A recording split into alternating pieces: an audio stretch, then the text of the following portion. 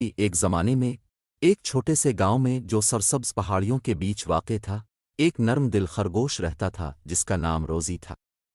روزی کو اپنے خوبصورت گانے کی آواز اور محبت بھری دل کے لیے پورے گاؤں میں جانا جاتا تھا۔ ہر رات وہ میٹھی دھنیں گاتی تھی جو ہوا میں خوشی بکھیر دیتی تھیں، اور جو بھی سنتا خوش ہو جاتا تھا۔ ایک دن جب روزی ایک چال چلتے ہوئے باہر چلی گئی تو اس نے درختوں کے گھنے جھرمٹ کے پیچھے ایک چھوٹا سا خراب سا کٹیا دیکھا۔ یہ کٹیا ایک بوڑھے پرندے بینی کی تھی۔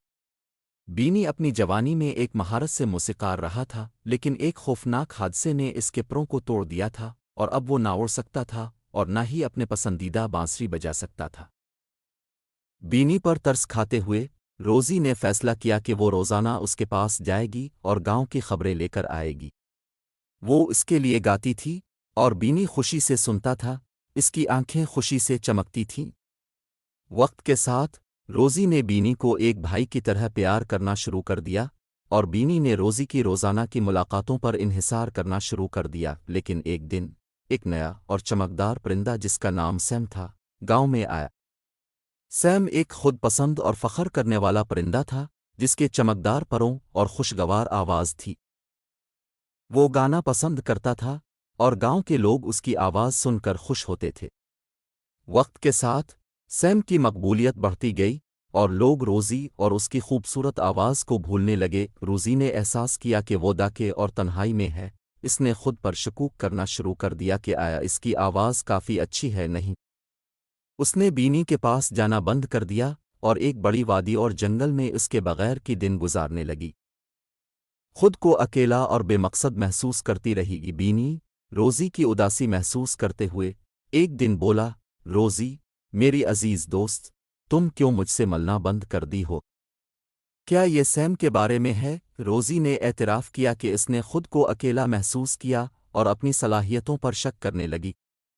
بینی نے صبر کے ساتھ سنا اور پھر بولا، الفا، روزی، تمہارے دل میں محبت اور تمہاری آواز بہت خوبصورت ہے۔ سیم کی چمکدار ظاہری شکل ہو سکتی ہے، لیکن اس کی آواز میں گہرائی یا حقیقت نہیں ہے۔ تمہاری آواز ایک دریا کی طرح ہے جو گہرا اور خالص ہے، جب سیم کی آواز ایک ہلکی دھار کی طرح ہے جو جلد بہتی ہے لیکن اس میں کوئی مہک نہیں ہے۔ روزی نے بینی کی باتوں پر غور کیا اور اسے احساس ہوا کہ وہ ٹھیک کہہ رہا ہے۔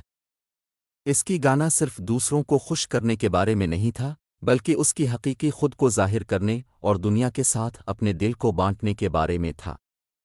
نئے اعتماد کے ساتھ روزی نے دوبارہ بینی کے پاس جانا شروع کیا اور اس کی آواز پہلے سے زیادہ مضبوط اور میٹھی ہو گئی۔ اسی دوران گاؤں میں ایک شدید خشک سالی آ گئی اور فصلیں مڑنے لگیں۔ گاؤں کے لوگ پریشان تھے اور نہیں جانتے تھے کہ کیا کریں۔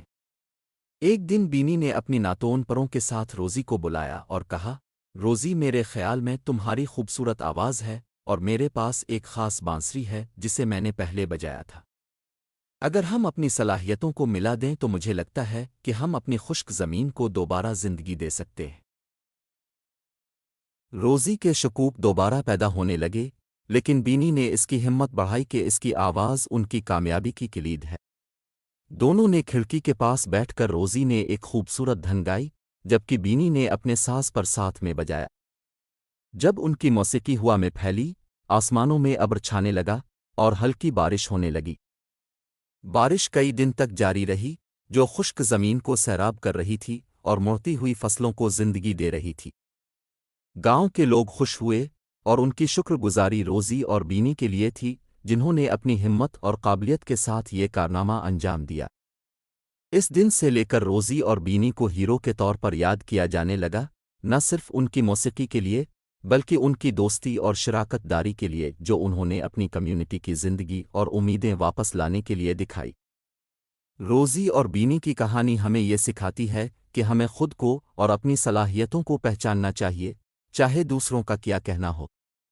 یہ ہمیں یاد دلاتی ہے کہ ہماری منفرد صلاحیتیں اور ہنر ہمیں خاص بناتے ہیں، اور ایک ساتھ مل کر ہم بڑی چیزیں حاصل کر سکتے ہیں۔